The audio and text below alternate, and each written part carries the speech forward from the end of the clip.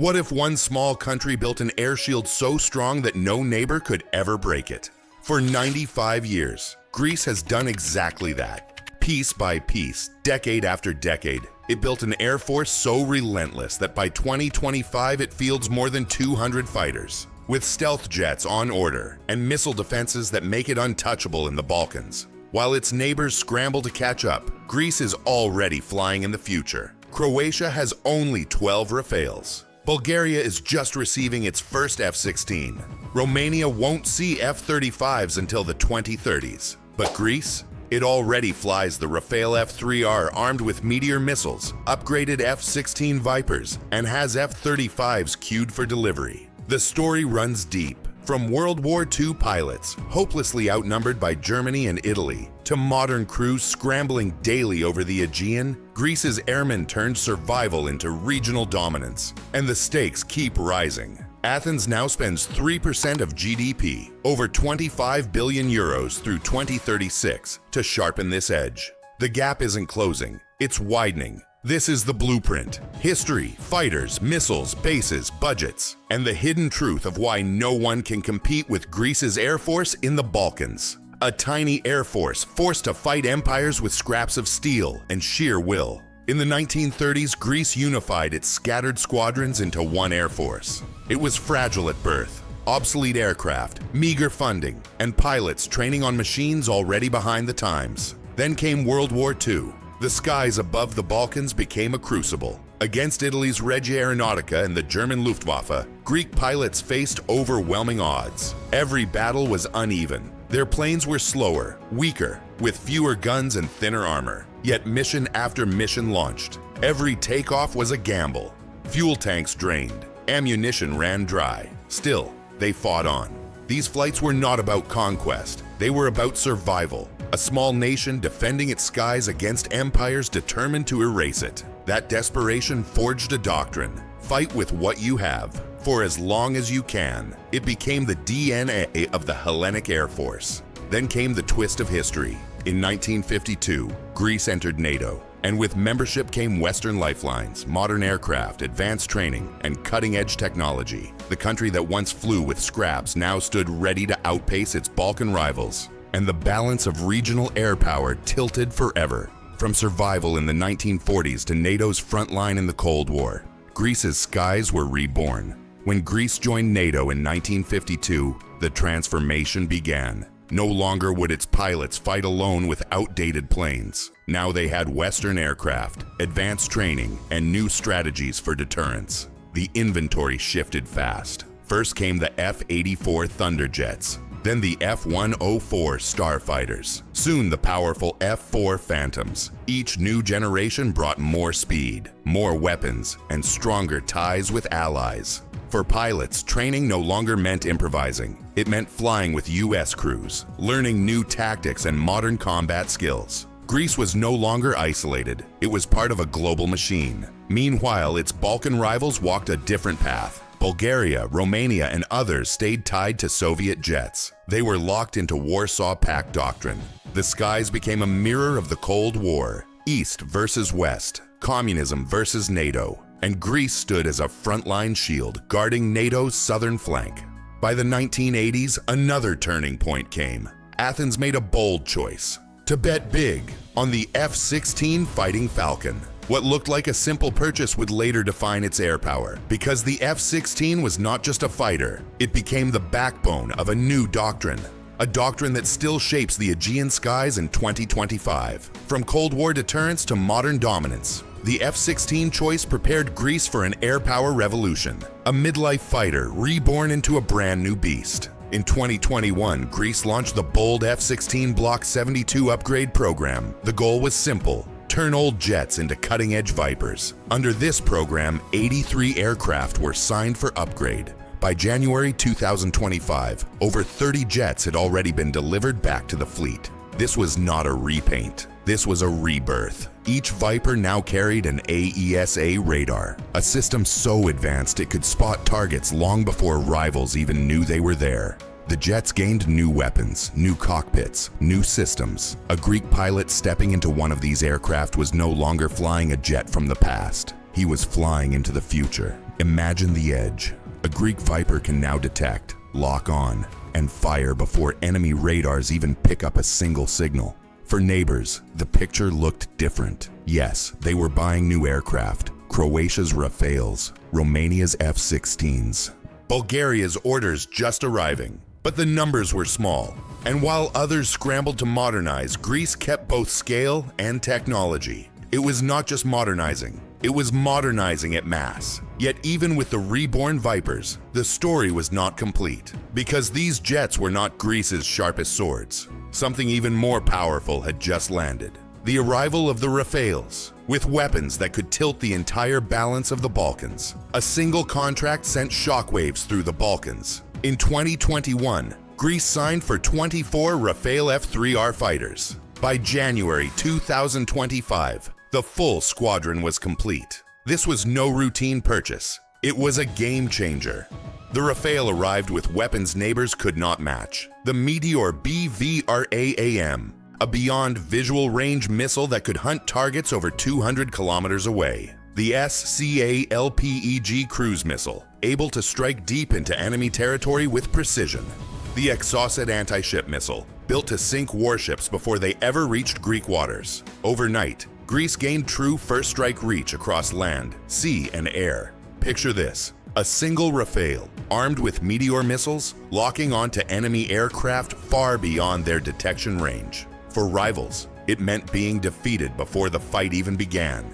Yes, Croatia also purchased Rafales, but they bought only 12 jets, without Greece's weapon depth or system integration. The difference was not just in numbers, it was in capability, because now Greece had two complementary modern fleets, its upgraded F-16 Vipers and its Rafales, working side by side. This twin force gave Athens a unique edge: flexibility, redundancy, and layered firepower. But even this shockwave was not the final step, because on the horizon, something even more advanced was already coming. The arrival of stealth aircraft, machines that would carry Greece into the fifth generation of air power. A small state stepped into the stealth elite. In July 2024, Athens signed for 20 F-35A Lightning IIs, with an option for 20 more. This was not just another purchase, it was a leap into the fifth generation. The F-35 brought stealth, advanced sensors, and full network warfare. For Greece, it meant entering a club once reserved for the US, Israel, and a few trusted allies. And the timing was decisive, because deliveries secured Greece a fifth-gen edge years before its neighbors. Romania also signed for the F-35, but its jets won't arrive until the 2030s. By then, Greek pilots will already have years of training, real experience, and integrated systems in place. For a nation of this size, the symbolism was powerful. Stealth was no longer distant. It was now part of Greek strategy. And with Rafales, Vipers, and now the F-35s, Athens built a three-tier ecosystem of fighters, each one filling roles the others could not.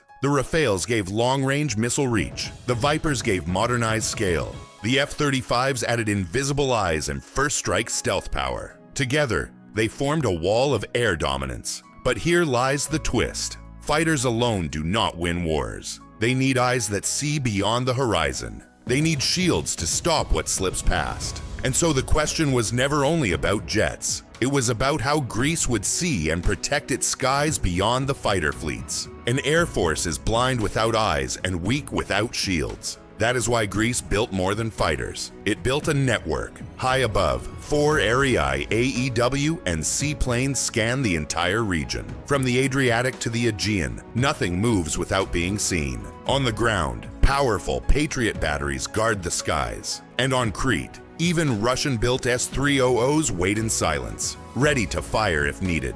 This is not theory, it is daily practice. Greek air crews live inside a constant cycle of early warning and rapid response. Quick reaction scrambles happen almost every single day over the Aegean.